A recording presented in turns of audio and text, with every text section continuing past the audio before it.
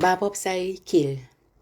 책 속에서 영화의 화면에서 뛰어나간 마법사들, 마스터 요다, 덤블더 교장, 백색의 간달프, 마법사들, 창조의 불을 마법으로 사용하는 사람들. 우리가 현실을 창조하고 그곳에 어떤 마법도 존재하지 않는다면 그 생각 역시 우리가 창조한 것이다. 그렇지 않은가? 많은 사람들이 마법이라는 말을 좋아하고 마법의 달인이 되길 원한다. 그런데도 그들과 가장 가까이에 있는 것이 텔레비전 리모컨이라는 것은 좀 이상해 보인다. 흥미로운 부분이다. 과학과 전혀 다른 차원에서 마법은 무엇일까? 분명 텔레비전 리모컨은 200년 전에는 수준 높은 마법이었다. 고대 스메르인들의 기록에는 목소리를 이용하여 지구의 어느 곳에 있는 존재와도 이야기할 수 있는 신들의 이야기가 나온다. 오늘날 우리는 전화로 사람들과 간편하게 통화한다. 여기서 차이점은 무엇일까? 과학에는 여러 가지 절차가 필요하며 마법도 마찬가지이다. 마법에 관한 책이 원하는 결과를 얻기 위해 마치 요리책처럼 각 단계마다 그 절차가 적혀 있다. 또 다른 패러다임에서는 마법을 단순히 과학이라고 말할 수도 있다. 틸러 박사의 상자 실험은 마법과 과학의 경계를 허물고 있다. 비마법사의 핸드북. 우리가 마법사가 될 수 있는 이유에 대해 고민하는 대신 비마법사 핸드북에 나오는 내용을 조금 살펴볼 것이다. 이 책의 부제는 마법사를 두꺼비로 바꾸는 방법이다. 만일 이 책 내용의 일부분이 친숙하게 들리기 시작한다면 당신 외에 어떤 사람들이 이 책을 읽고 있는지에 대해 단서를 얻게 될 것이다. 그들이 마법사가 아니라는 것을 확인시켜라. 희생자가 됨으로써 얻는 만족에 대해 가르쳐라. 믿음 체계를 교란시켜라. 새로운 지식을 두려워하게 만들고 그 지식에 접근하지 못하도록 만들라. 마법사를 무서운 존재로 만들고 마법사가 되는 길은 위험하게 하라. 거짓말을 하게 하라. 절대 내면을 바라보지 않게 하라. 단 당신이 우연히 두꺼비로 변한 마법사인 경우 비마법사의 핸드북에는 각 항목마다 해독제가 포함되어 있다. 1. 그들이 마법사가 아니라는 것을 확인시켜라. 모든 사람은 마법사이다. 만일 그들이 마법사가 아니라는 것을 확신시킨다면 그들은 비마법사의 삶을 살게 될 것이다. 이 경우 더 많은 마법을 찾기 위해 책을 더 읽을 필요도 없다. 해독제. 당신의 위대함을 기억하라. 당신은 이미 마법사이다. 당신이 우연한 물질이 돌연변이로 생긴 존재이며 당신이라고 하는 감각은 죽어있는 입자들로 구성된 부대 징후일 뿐이라는 말을 듣는다면 그 속에서 마법적인 무엇이 느껴지는가? 마법의 순간들이 단순히 우연으로 치부된다면 당신 삶에서 마법이 존재하는 곳은 어디인가? 세상을 바라보는 당신의 관점. 죽음, 병, 전쟁, 고통 같은 것에 머물러 있고 그것들을 생각하며 느끼는 것이 무기력뿐이라면 당신이 마법사가 될 가능성은 얼마나 되겠는가? 당신은 원죄를 가지고 태어난 죄인이며 신의 눈에는 가련한 존재일 뿐이라는 말을 듣는다면 어떻겠는가?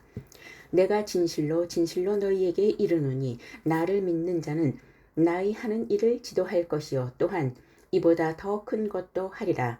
요한복음 14장 12절. 40여 년 전 브랜디스 대학 교수인 아브라함 매슬로우에 의해 주도된 혁신적인 사상가들은 심리학에 몰두하고 있는 대부분의 분야가 문제와 질병, 즉 신경증이나 정신병, 기능장애라는 것을 정확하게 간파했다.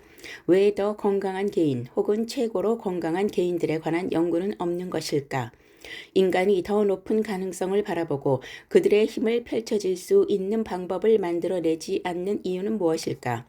위대한 미국의 작가 헨리 데이비드 스로우는 100년 전에 다음과 같이 썼다. 인간의 능력은 결코 측정된 적이 없다. 또 앞선 예를 통해 인간의 능력을 판단할 수도 없다. 왜냐하면 인간이 시도해온 것에 너무나도 적기 때문이다. 그렇지 않다고 말하는 사람들을 믿을 수는 없다. 그렇지 않다는 것은 그들과 관련이 있을 뿐이다. 당신은 그런 것과 그렇지 않은 것 중 무엇을 선택하겠는가? 진실의 열쇠를 쥐고 있는 사람은 누구인가? 외부에 그것은 불가능하다고 말하는 누군가가 존재하는가? 아니면 절대적으로 그것은 옳다고 말하는 사람이 존재하는가? 진실의 열쇠를 쥐고 있는 사람은 누구인가? 바로 우리이다.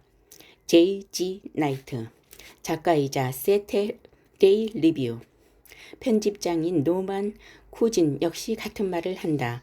인간의 뇌는 무한을 비추는 거울이다. 그 범위와 창조적 성장에는 한계가 없다. 마음의 잠재력이 완전히 개발되었을 때 인류가 성취할 수 있는 위대한 도약에 대해 아는 사람은 아무도 없다. 인간의 능력을 연구하는 심리학자들 역시 이 사실을 발견하기 시작한다. 아마도 매슬로우와 그의 사상가들이 남긴 가장 큰 유산은 모든 사람들에게 무한히 잠재된 능력이 있으며 그 힘과 능력은 아직 결코 드러나지 않았다는 사실을 평범한 상식으로 만들었다는 것이 될 것이다. 희생자가 됨으로써 얻는 만족에 대해 가르쳐라. 일단 마법사들이 희생자임을 받아들인다면 현실을 창조하려고 하는 권리를 포기할 것이다. 희생자들에게 현실은 그냥 일어나는 일들일 뿐이다. 현실은 불공평하지만 그것은 결코 그들의 잘못이 아니다. 그래서 창조물이 존재하고 있는 자신의 내면은 결코 바라볼 필요가 없다고 가르쳐라. 해독제, 당신 삶의 책임을 받아들여라. 희생자가 됨으로써 얻는 영광은 많다. 당신은 결코 잘못하지 않았으며 죄책감을 느낄 필요도 없다. 사람들은 당신을 동정하며 관심을 갖고 당신을 돕는다. 비난은 이 게임의 이름이다. 삶에서 불행을 주는 환경들, 즉 부모, 사회, 직장, 배우자, 건강 등을 비난하라. 그러나 의식이 현실을 창조한다는 것을 수용하는 순간 이러한 변명의 네트워크는 무너져 내린다. 의식이 현실을 창조한다는 말 속에 가장 실용적인 부분이 바로 이 부분이다. 이 말의 의미는 바로 당신이 당신의 삶과 당신의 세상을 창조했다는 것이다. 원하는 것을 가질 수 없어 보이기 때문에 당신은 불평의 신음소리를 낸다. 하지만 사실 당신은 원하는 것을 분명 가지고 있다. 당신은 당신이 선택한 삶을 살고 있다. 그리고 그 삶은 당신이 살 수 있다고 당신이 믿었던 삶이다. 당신의 의식이 어디에 있는지 정말 알고 싶다면 당신 삶 속에 있는 모든 것들과 사람들, 장소의 사건들을 그냥 둘러보기만 하면 된다. 믿음 체계를 교란시켜라. 신념은 엔진의 창조이다. 마법적 행위에 대해 신념이 부족하다면 사람들을 끌어내릴 수 있다. 여기서 훌륭한 역할을 하는 것이 권위이다. 해독제, 당신의 힘을 권위가 있는 사람에게 절대 넘기지 말고 자신의 경험을 신뢰하라. 다시 한번 기억하라. 신념은 창조의 엔진이다. 예수가 물 위를 걸었을까? 해마다 수천 명의 사람들이 뜨거운 석탄 위를 걷고도 정말 아무런 화상을 입지 않는 것일까? 베시의 남편인 고르디는 아무 느낌 없이 뜨거운 석탄 위를 3번씩이나 걸었다. 그 뒤 자신의 경험을 생리학 교수에게 말했고 그가 들은 말을 실제 그런 일은 불가능하며 벌겋게 달아오는 석탄들도 실제로는 뜨거운 것이 아니라는 것이었다. 또 그것은 라이덴 프로스트 효과란 말도 들었다. 4번째로 뜨거운 석탄 위를 걸으면서 고르디는 그 교수의 말이 정말일지도 모른다는 생각이 들었고 석탄이 정말 뜨거울까라는 의문이 생겼다. 그는 3도 화상을 입고 집으로 돌아왔다. 그 뒤 고르디는 어떻게 행동했을까? 첫째, 그는 2번 항목의 해독제를 적용했다. 교수나 불 위를 걷는 것은 안내했던 코치를 원망하는 대신 이 결과를 창조한 것이 자신이라는 것을 깨달았다. 그리고 3번 항목의 해독제를 적용해서 라이텐 프로스트 효과를 받아들이는 대신 자신의 경험을 믿었다. 5번째는 아무 문제 없이 석탄 위를 다시 걸을 수 있었다. 신념은 다루기 어려운 문제이다.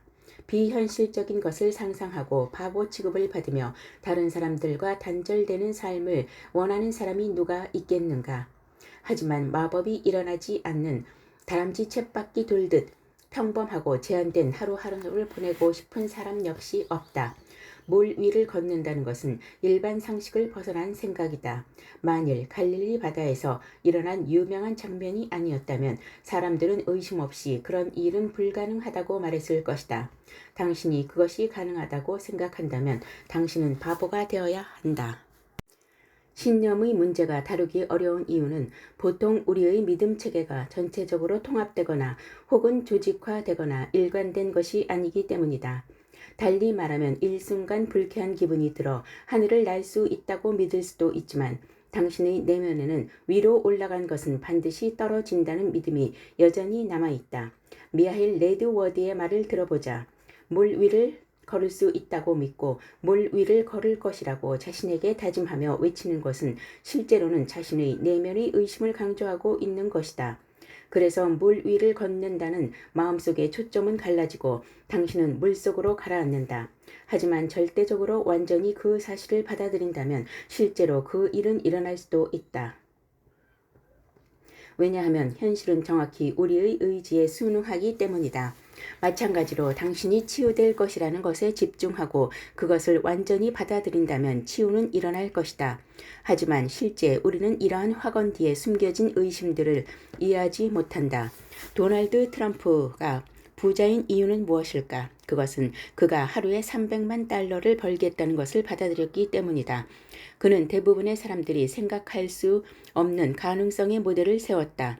사람들은 보통 하루에 200달러 정도를 벌 수 있을 것이라는 모델을 세운다. 트럼프가 한 일은 단지 몇 개를 더 붙이고 그것을 받아들이는 것이다. 그가 꼭 특별한 재능을 지니고 태어난 것도 아니다. 모든 것은 수용의 문제이다. 당신은 어떻게 수용의 기준을 세우는가? 운동선수들은 훈련과 시합을 통해서 그 기준을 세우고 또 그들이 가지고 있는 한계를 발견한다. 물론 그들의 장점도 발견한다. 코치들은 그들의 훈련을 돕고 선수들은 올림픽에서 메달을 획득한다. 마음을 바라보는 관점이 이와 다를 이유가 무엇인가? 마음 역시 그렇게 훈련시켜야 하지 않을까? 마음에도 정보를 줘야 하지 않을까? 마크